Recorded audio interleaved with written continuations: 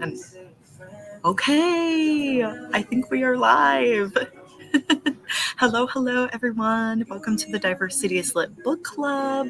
We are so excited to talk about our July Disability Pride Month pick, which was The No-Brainer's Guide to Decomposition by Adrianna Cuevas.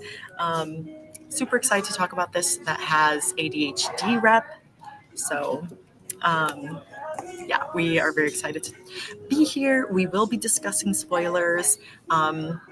So if you haven't read the book yet and you're okay with spoilers, keep watching. If you don't want to be spoiled, save this video, close out, read the book, then come back and join us in the comments for the discussion, because we will be talking all about our thoughts, feels, and opinions on the book. Sorry if you hear any background noise or anything. Let me know if I'm trying to keep my voice a little lower since I'm at a Panera Bread. I'll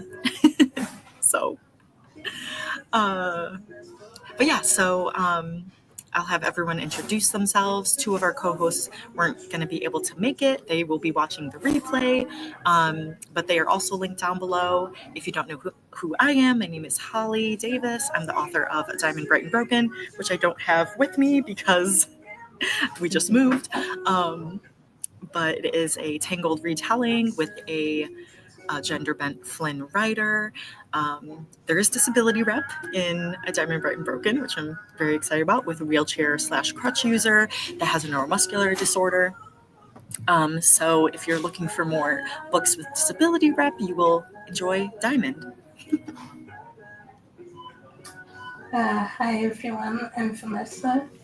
I go by Vanessa Marie Books on most of my platforms. I'm the author of A Writer's Guide to Writing with Diverse Characters, Disability.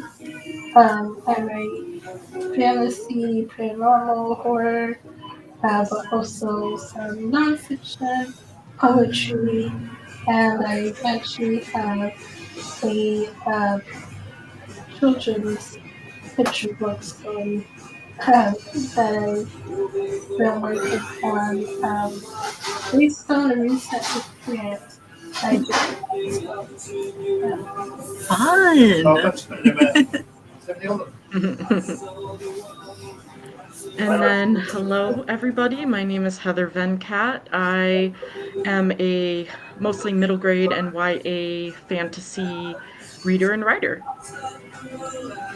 Yay! I like your shirt. Is that a new? It's a scrub top. A nightmare before Christmas. Cool. Yeah, I see 0. So, before we dive into the book, we will discuss the trigger warnings, which include ADHD/mental health awareness, death, body horror, gore, violence, all age appropriate because this is a middle grade, and missing persons. I guess you can include like racial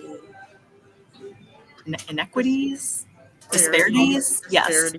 Sorry, my brain is not braining. I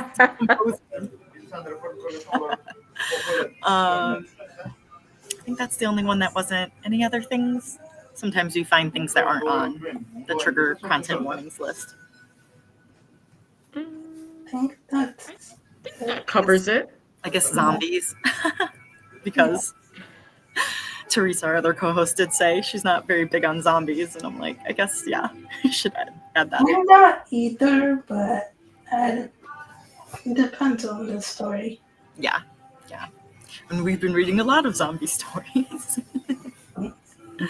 But yeah, and then just as a reminder, because I just saw that there were some new posts in our Goodreads group. We have a forum with threads for each of the books that we read. If you have read any of the other books, by BIPOC authors that we have read. You can talk about it in the forums, but then also we have a recommendations thread as well. And so I see Vanessa added some. So Vanessa, I will keep those in mind to add for future poll options. And actually, yes, I think Blood in the Water is on our list for October, I think. So very glad about adding book recommendations. yes. Just don't put it on the same poll as the Bewitched. Hi, Miss Blogger. Hello. Hello. And hi, Alicia. Threads. Did I say threads? Is that what it is, a thread? I think that's what you would call it. Yeah, I think so. Okay. I was like, am I talking about the Instagram? Okay. So our first question is, what are your overall thoughts, feels, and opinions on the book? What star rating would you give it on Goodreads or your platform of choice? And is there someone who's dying to go first?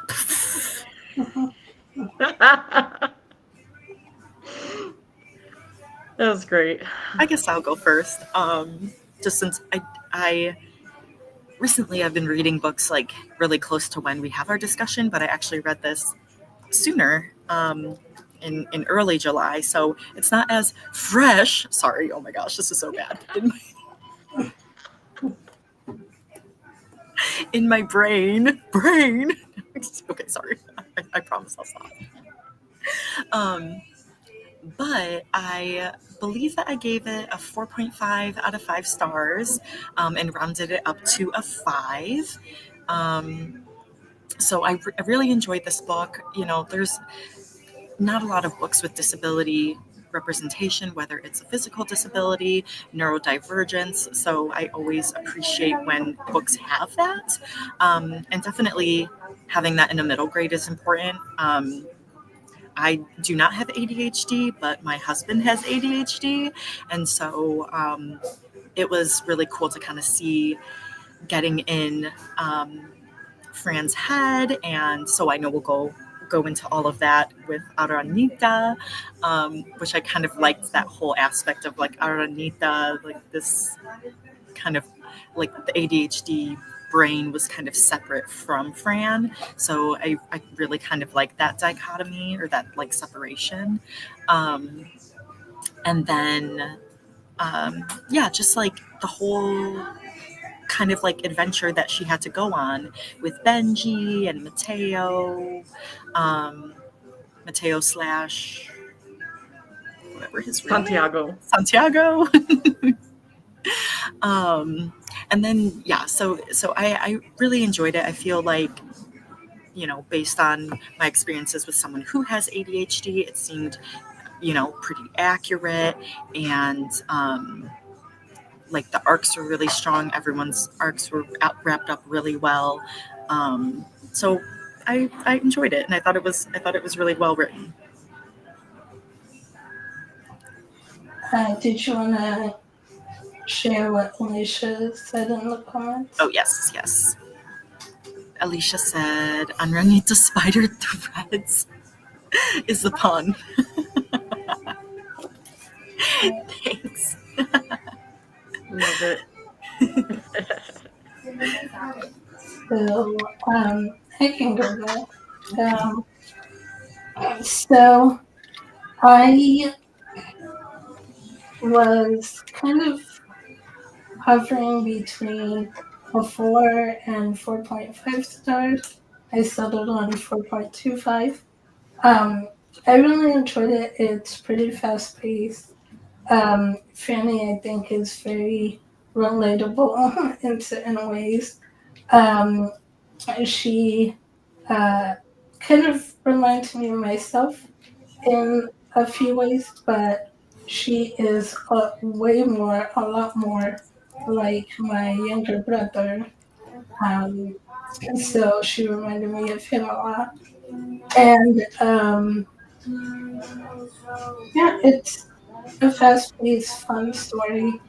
I'm not big into zombies, like I said in the beginning, but depending on the story, I can enjoy them, and so I did enjoy this one. Um, the only thing I would say for me is the end. I kind of wanted a bit more to see that change with Essie, Fanny's sister, because it goes from her being very meaning and controlling, like kind of emotionally abusive towards Fanny, to her like suddenly being more understanding and compassionate and like helping her out instead of putting her down. So I kind of wanted to see like how that change occurred because it seemed to be like a complete 180 flip for me. That was pretty much the only thing. Nice. Yeah, good points. Really quick, I'll say Alicia said she's not done yet, but enjoying it. Probably going to be at least a 4-star. Nice. Yeah, I started reading this a couple weeks ago, but I was planning to read it on a very long plane ride. That did not happen. So then I ended up, I think I did this for the last book too. I ended up finishing it via audiobook. You did do I that. don't make that a habit, but I did. I was planning to finish it sooner, but I ended up finishing it this morning, and so I haven't rated it on Goodreads yet, but I would say probably like 4.5. So I don't really know if I'll do the 4 or the 5, but I did really enjoy this book, and it was kind of fun to see that difference between the voices, the character voices in my head, and then actually listening to it. But I did think that it was really well done, and I probably would knock it down just a little bit from the 5 due to there were just a couple things, like I guess what Vanessa mentioned, and then I was surprised a little bit by the descriptions. I was like, this is for like 8 to 12-year-olds, but even for me, I was like, ooh, that's a little like descriptive there. But so I don't know if like actual middle graders would enjoy it or be more like freaked out by some of the descriptions.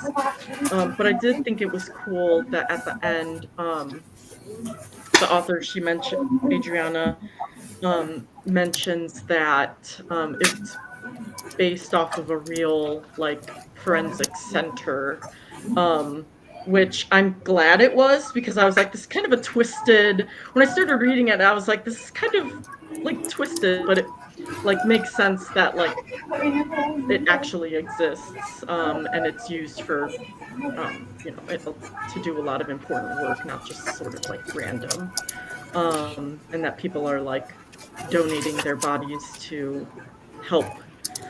And then there was just one, I would say, kind of the part where they're like, oh, don't like take medications, don't change who you are. That was like the main reason why I kind of knocked it down, because I felt like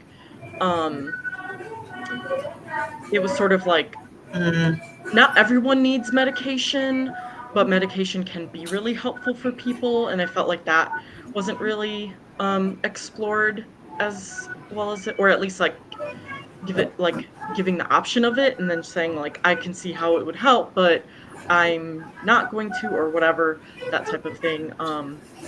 But overall, though, I really enjoyed it, and I agree that it was very fast paced. I think it was good that we had a book that was a little bit shorter. So it was just like easier to get through. Easily digestible. Just kidding. Easy to Uh, digest. I was gonna say, I agree with Heather, and actually, I was going to uh, knock it down a little bit because, at first it seemed like they were saying um, that uh, you shouldn't do medication and avoid medication, which I know is not going to be for everyone, but it can help um, some people, and so I didn't like the um, kind of anti-med vibe that I sort of felt at that moment. But right after, I'm trying to see if I can find the part, because when she's talking to um, uh, who was it? I forget the other character's name now. The girl that did all of this. But when she's talking to her, part, she does like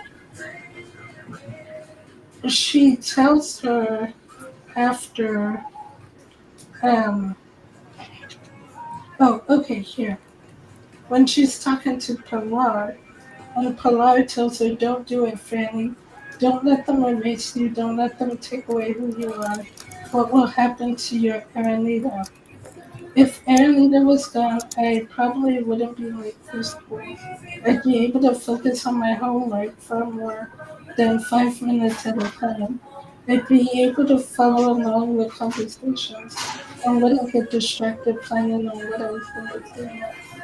I bit my nail, lost in Aranita's bed. Maybe it's okay to get help. I don't know. Our brains are amazing. Look at what they've been able to do. Look at what you've done. We can't let them take that away from us. Um, what I've done, I mumble. All I can think is how tired I get because Anita won't stop bouncing around on our web. How I lost the notebook out on the field. Um, I'm trying to. I'm skipping down a bit to where she says. Um,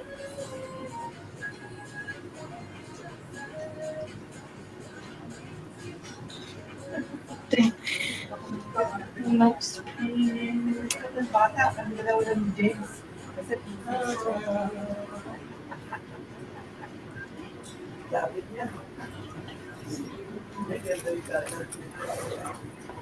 No, you don't understand, I interrupted. I'm not any better or any less than anyone else because of how my brain works. And I'm not going to use it either. My voice catches in my throat, and Pilar looks at me expectantly. I swallow hard and continue. Never mind, uh, I'm not talking about Anita because she doesn't really exist. I always used her as an excuse for why my brain works the way it does, but it's not her. It's just me, and I'm okay with that. Um, and,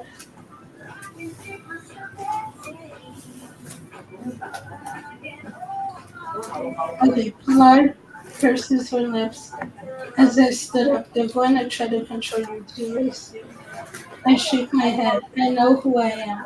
I'm Francisca Maribel Gonzalez. Aranita can completely disappear, and I'll still be me. I can get the help my brain might need by talking to someone or taking medicine, and I'll still be 100% me. And I'm nothing like you. So, that when I read that part, that's what changed Hmm. my mind about. Okay, so it's not really anti. meds. Okay, that's good. Gotcha. That was gonna make me knock it down, like, because I was like, wait, they had that in there, like, so now I can update my rating back. Sorry. It's okay. Like I was like, Okay, he said I'm that. glad. Yeah, it's I'm glad that whole you. conversation is at the end of chapter 22. Got it. So, Yeah, because that's the part I Okay. remember. I'm glad you caught that part. Yeah, because like it starts on page 196 and then goes to 198 or 199.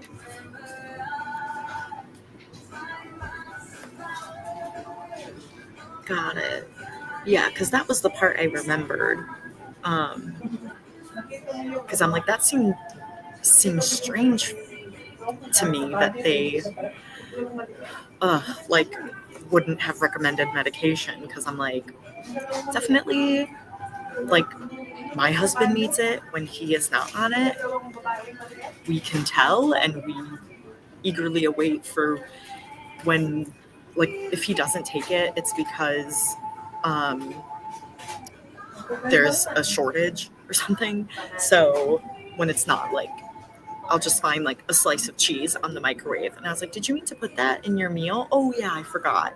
So I'm just like, were the oven's still on? And so like important things. It's not just like you're going on tangents in your mind, like Yeah. There's multiple tabs open that like could make things dangerous. So Which is like my younger brother too, which like he definitely it's a night and day difference that he's on his meds.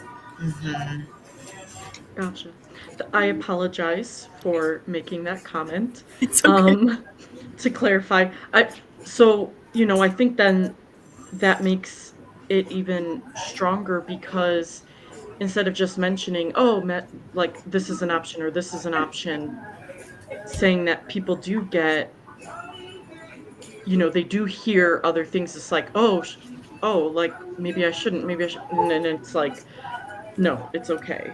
Because I think that's realistic where sometimes people try to say that, they don't need meds or like, oh, I'm not going to take anything. Like, I don't want to change. And it's like, so I'm glad that they did address that because I'm sure it's a realistic, like struggle that people have to deal with. Yeah, because that was me, like when I was diagnosed with like my mixed anxiety and depressive disorder and started on medications, and then just one day I was like, I don't want to have to rely on this. I don't want to have to need this. And I stopped taking it, and then I had one of only 2 panic attacks I've ever had. And so then I was like, no, like it's okay to need this, like, because I saw what it was when I tried not to. So but it was cool that she still was like, Franny says, it's like, I'm still me. She's not like hating herself. And so that like self-empowerment I really enjoyed. Yeah. Now, Heather, I wanted to mention something you had said about like creeped out by the descriptions. Like I immediately thought of, so I like looked it up to make sure because I only read the first couple books, but the Wings of Fire series by Tui Sutherland is like a middle grade series about dragons, and literally like the first chapter is like the dragons are either like throwing baby dragon eggs off the cliff or killing a baby dragon or something like that. And it was like I was reading it and I'm like, isn't this a middle grade? Like I was like, whoa. So I'm like, they can be pretty gory actually. And last week I was just at Holly Jackson's book release book signing event for Not Quite Dead Yet, which is her first adult thriller. She's written, all her other ones. Good Girl's Guide to Murder is young adult.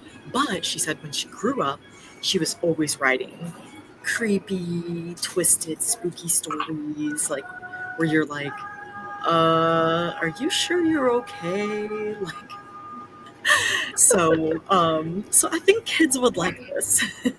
I was I writing feel like creepy horror pretty much since middle grade as well. yeah, I feel like times have changed because thinking back, like our the books we read when we were younger are like Goosebumps and like those are actually pretty tame, Mhm. you know, considering. But I feel like this would be a good like introduction to like the horror books in the young adult realm because um those can be pretty Yeah, that's really intense. fair. Yeah. Oh, And that's it's interesting you said that because I didn't even um, classify or consider this as like horror. Um, it felt more like paranormal slash sci-fi to me. Um, but yeah, I could see why it might fit for middle grade horror. I just wasn't thinking of it in those terms. yes. And I wanted to know what Alicia said. Even though I'm not done, I was going to say if the meds help her not hate herself, I'm all for them. I will come back to this point if I have anything else to add at the end. So yeah, that's good, Alicia, and it's kind of good to hear your thoughts about it, even though you haven't finished yet. So,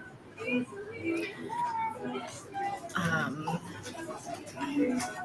She did she was pretty down on herself a lot for most of the book, which is understandable considering like everything she hears growing up, especially with her sister Izzy, um, and all the comments she makes putting her down and stuff.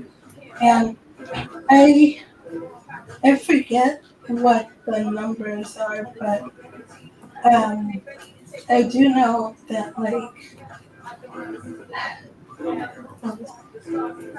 um, my therapist had told me one time that uh, kids with ADHD or neurodivergence are like I think more than 2 or 3 times, or maybe more than that. I don't remember the exact number, but way more likely than non neurodivergent kids to get um, more negative, to receive more negative feedback and comments growing up. Let me see if I find. yeah, I believe that because like they they'd be they could be seen as like the problem child, the problem kid, or like you're not paying attention, or you don't think this is important because you keep forgetting it. Oh, isn't there a strong correlation between rejection sensitivity dysphoria and ADHD? Yes, that is. Mm.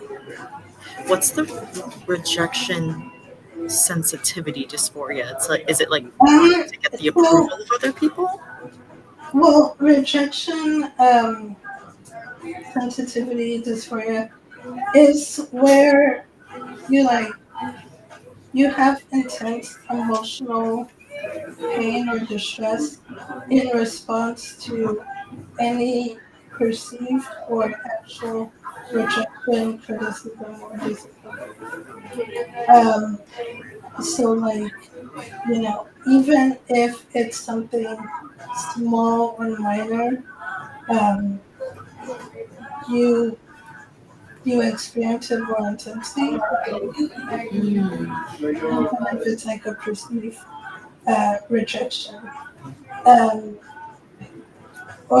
or perceived criticism. So, like, for example, um, Well, for myself, it actually it depends, which is why I always say when I get feedback or critiques on anything, I need very, very uh, specific feedback or critiques. It can't be general, because that will trigger my rejection sensitivity. Because I remember one time in I had a writer read one of my short stories and give me feedback, or not a short story, the opening chapter of one of my stories, and give me feedback. Um, and one of the feedback she gave me, she said something along the lines of, it feels like amateur writing, which, to be fair, it was like my first or second draft of the story, so but and she said that, and when she said that, that triggered the RSD and made me go, oh, I'm an imposter syndrome. I can't do this, I can't write, I'm horrible. But then, but because that feedback was general and vague, it wasn't specific. So then when I went to one of my writer's school, I had them read the opening chapter and give me more specific feedback. And I told them what the second person had said and asked why they think why they think that might be a critique I've gotten. Um, and they were really helpful and said, okay, well, in your um, opening, obviously you're still figuring out the story for yourself. So while you do show, you also do a lot of telling, which makes it repetitive. And then once, they said that and gave me the specifics, I was like, oh, okay. Well, that I could easily work on, that could easily be fixed. And so then I was like, all right, I'm fine. I'm not in the doom spiral of I will never be a writer. Oh. Yeah, that's good to have that example to know specifically like what that might look like. Which it could look different for everyone, but Right. that's for me at least. Mhm. So do you think that's why she made Aranita up? Because she can kind of blame her versus herself? See, that's actually interesting. I'm not sure. In Fanny's case, maybe. I'm not entirely sure. Because I know for me, when I first was reading this, I thought it was so cool that she named her brain Anita. Because I myself, actually just recently, using ChatGPT, created like names and personas for my narrow crew. I call them all the little bits of my brain. And so I have like different characters for like the autistic side of my brain versus the ADHD side. And Captain Chaosa, which is my ADHD rebel, is constantly clashing with Lady Executiva of Ever Order because she likes to have things orderly and organized and structured, and she likes to stick to schedules and routines. And Captain Chaos that comes along and looks at those schedules and routines and goes, nah, let's do something else today. So it's a constant, everyday battle trying to get them to get online.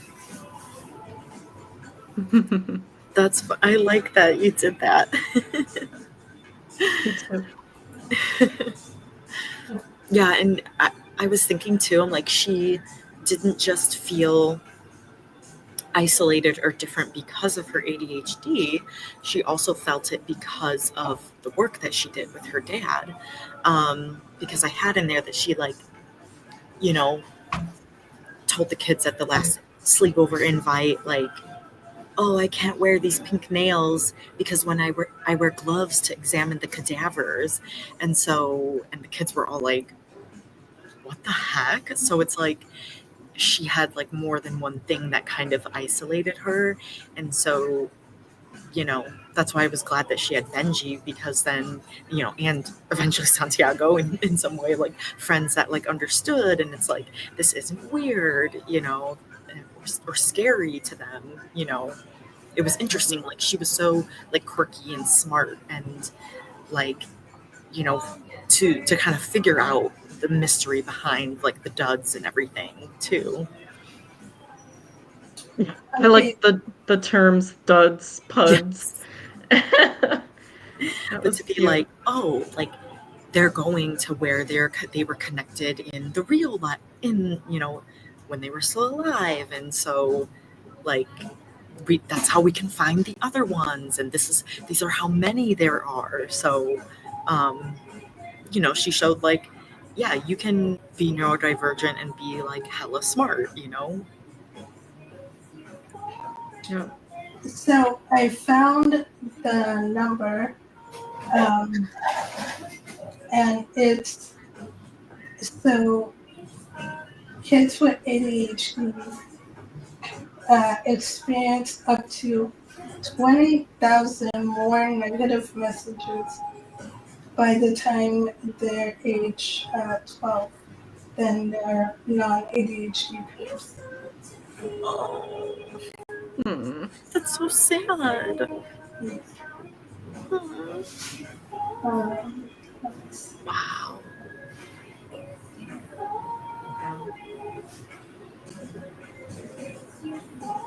So, yeah, she went through a lot. She did. She But did, which is why I didn't really like Essie at first, because I was like, I felt like she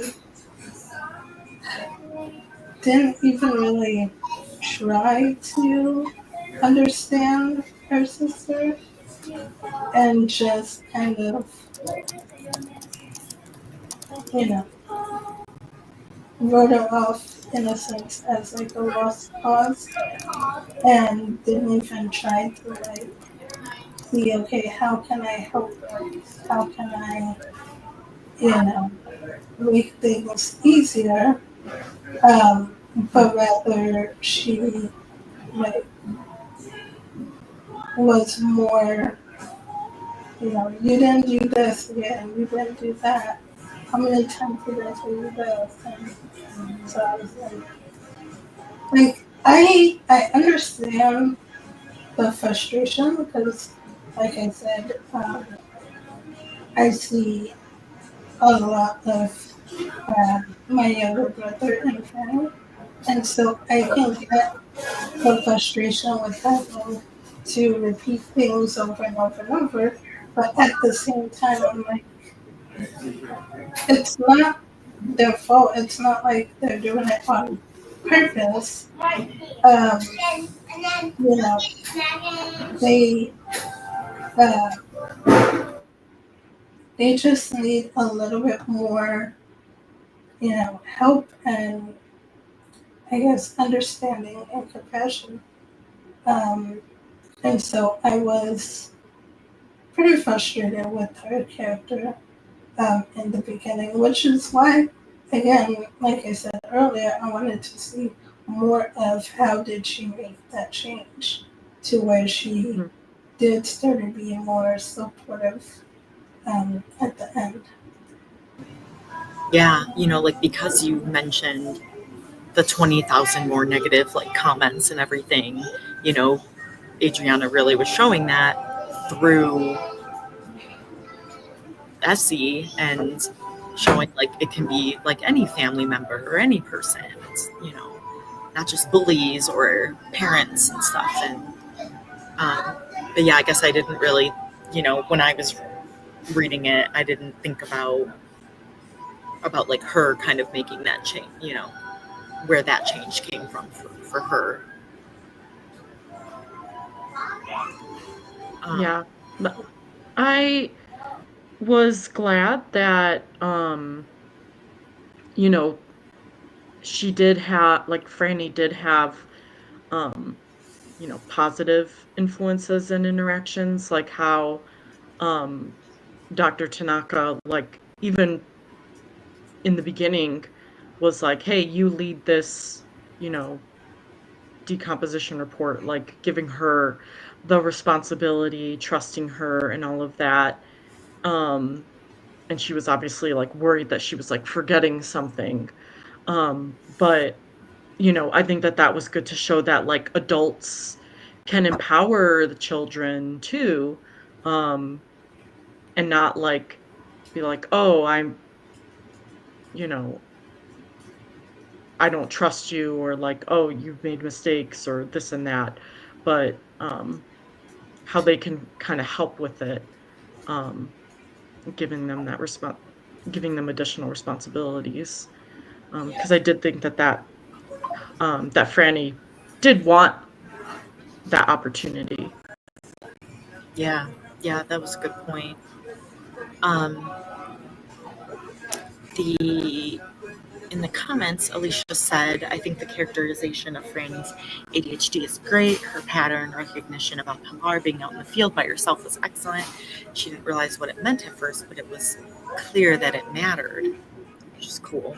And it's, I was going to add, it's moments like that where I wonder if Franny is actually ADHD, but doesn't know it.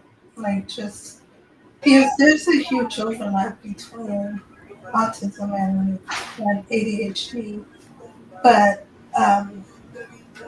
it's hard to, it's kind of hard to tell sometimes if it's one or the other or both, especially because if you do have both, then sometimes one can mask the other. And so it, for Fanny, it seems like in her case, her ADHD is way more prominent, but there seem to be, to me, some signs of autism as well in there. They're just not as prominent.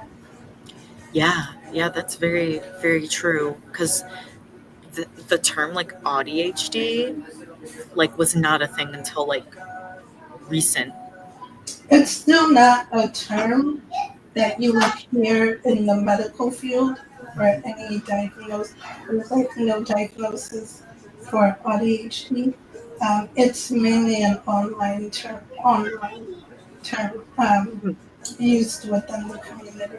Yeah, but that's good that you brought that up, because yeah, like they have been finding that link, and more people with ADHD finding out, yeah, I'm also on the spectrum too. It's like about 75% Really? is what they're seeing as that are on the spectrum also have ADHD. They have both. So, Wow. Yeah, and that can help, again, like in therapy, like unpacking like different strategies or even just understanding themselves better. So oh yeah, because that's a big piece of the puzzle yeah. that's missing. Because when I started doing therapy, my therapist was the one that brought up uh, ADHD and wanted to have me tested and diagnosed with ADHD. And then we started working on strategies and treatments for the ADHD. But it always seems like I was running into issues and we couldn't figure out what it was until I started doing a bit more research and saw some videos on autism. And I was like, I think it might be both. I think that's why we're running up against some of these issues, and why some of the strategies aren't working. Because I think it's both. And like I said, with my characterization of my brain characters, um, Lady Executica and Captain Chaosa, constant, everyday battle. Like, I find the magic spell to get them to get along and work with each other instead of clash, that would be great. Yeah, if only they listened. Yeah, hope so. I wanted to note Vanessa shared the article link, so I posted that. So thank you for sharing that with us. And Alicia said, I like how the kids trusted their adults. Yeah, I really liked like Profe. I think I put in here, he said he to Franny, like I love you and I love your brain. And when he's like stuck on something and it's like, I need someone who thinks outside the box. And she said, even if I might lose that box, I loved that line. Because it showed like, yeah, he's trusting her, and knowing that, like what Heather said before, that like the research farm is real. I thought that was so cool. And like, yeah, like the body donation farm, like, oh, well, what happens to these cadavers after they're donated? I thought was really cool. But like thinking about that, like that's something that like, yeah, would you entrust what are they, 12? You know, So. yeah, a 12-year-old to like handle. So that just shows like, yeah, exactly, like there's so much trust in her to like Heather said, like do this exam, like you can get through it all, you can do it yourself. So you're back in?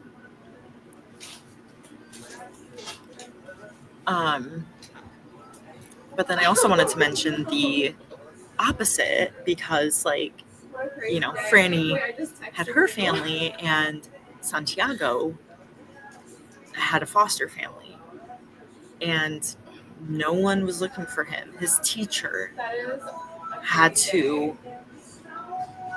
be the one to look for him and put in the police report. And even the police didn't do anything. And so like that like made me feel so bad. I was like, no. And then part of me is like, maybe he's not really dead, even though clearly was dead, you know, no brain activity. You know, but like it was at least comforting to know that like the way he died wasn't like someone hurting him, you know. It was the rattlesnake bite. It was this accident kind of thing. It's not like, oh, his foster family like abused him and then covered it up, and you know, like that's why they weren't looking for him, because they didn't want him to be found, you know. So oh, Al is here. Hello, Al. Mhm. Ooh. Ooh, Oh, yeah. sure. Speaking from the comments. Oh, That was hard to read because, you know, I was aware of, like, I'm aware of the issue, but I guess other than, I mean, we have read, you know, I know that it's prominent, like, in the indigenous community for sure. But like, you know, to see it with like a child so young and to see just like how the issue was brought up, I think was really powerful in this story. And it's sadly true. I mean, it's like, it's not even like this is something they made up in the book. It's like this is a real thing that you know, white missing children are, you know, highlighted in the media more than you know, children of color, but even women of color, you know, adults of color.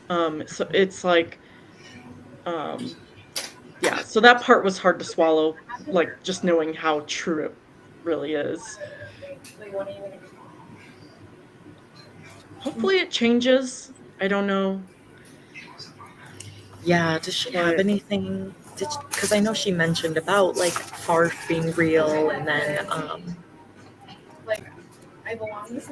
She didn't say anything about that part.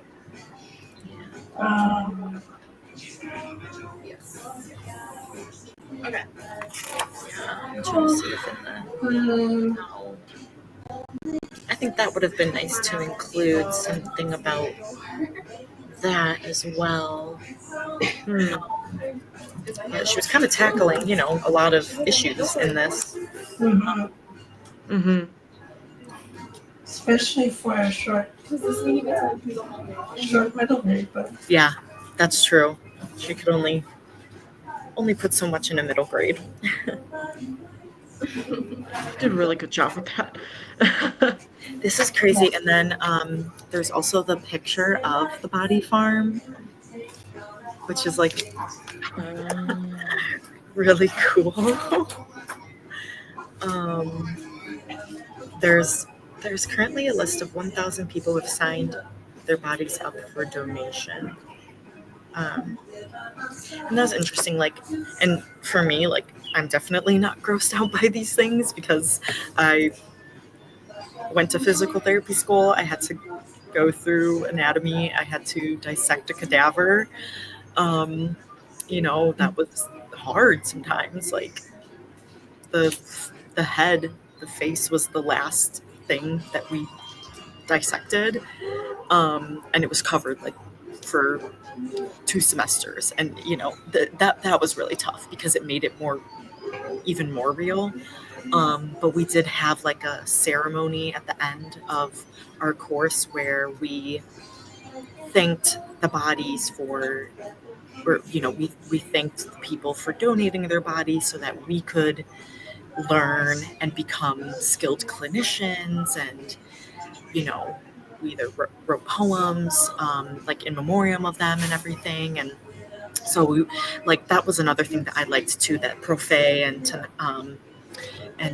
Tanaka, you know, they were like, that was one thing that they kept saying, like, it's so important for us to honor the bodies of these people. He's like, we must not disrespect them. And so I really appreciated that because, like, I know that's what we had to do when we were dissecting cadavers. It's like we were respecting the bodies.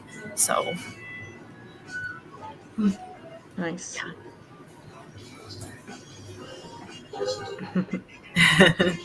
Alicia, I don't know how far you are into it, but Bye, Alicia. Yes, bye.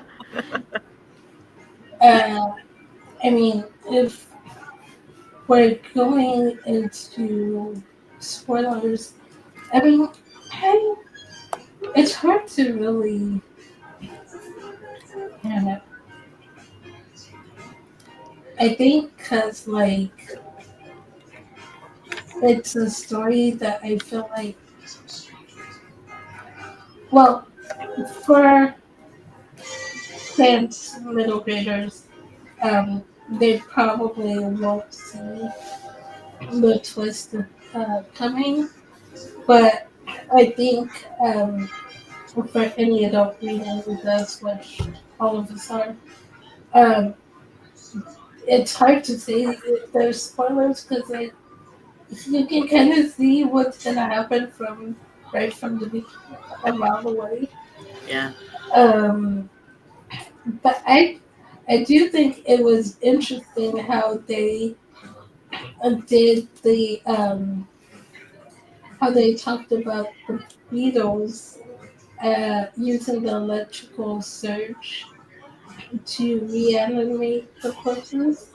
Um, Mhm. Obviously, I knew right away Pilar was going to be involved in this and it was going to have something to do with her and the Beatles. But I Mhm. just didn't know how. So it was interesting getting that explanation of, oh, intertangle with electric eel DNA and like that recharging the brain connected to feel the liver recharges your heart. I was like, that's interesting. Uh, Mhm. and kind of makes me wonder, is that possible? Yeah, I liked that there was this kind of like reasonable explanation for it. Like it wasn't just like, oh, I don't know. It's like she had her answer for it, and then also the the way to kind of reverse that, you know, which I forget exactly what was in the syringe that like reversed. Neurotoxin, Yeah. Botox. Yes. Which It was when I Botox. when I read that, I was like, so Botox is a neurotoxin, and people willingly inject this into their face. Yes. Because then it stops the chemical reaction at the neuromuscular junction so that there can't be contractions, aka wrinkles, meaning having expression for your face, and aging, which means that you're still alive, which is good. Sorry. The beauty industry makes people do really crazy, ridiculous things. Yeah. But that was hard for me for Santiago to see Santiago like die a second time. Mm. Like I was Yeah. just like, oh no, like she just made this friend and she has to say goodbye. Like that was sad. But I do like she also made a living friend as well, Yeah. Becky, um, which she kept thinking that Benji was going to, you know, be weirded out by her at some point and like not want to hang out with her anymore, or associate with her. Um, but he never did that, and I don't know if Benji had anything either, but it I was wondering throughout the book, um, because he's so understanding and compassionate with her, um, and like he's so supportive. It made me wonder, like, okay, is he going to tell her at some point that he's neurodivergent too, and that's why Aww. he understands and is so compassionate and stuff. But he never says anything like that. Um, but I do kind of wonder.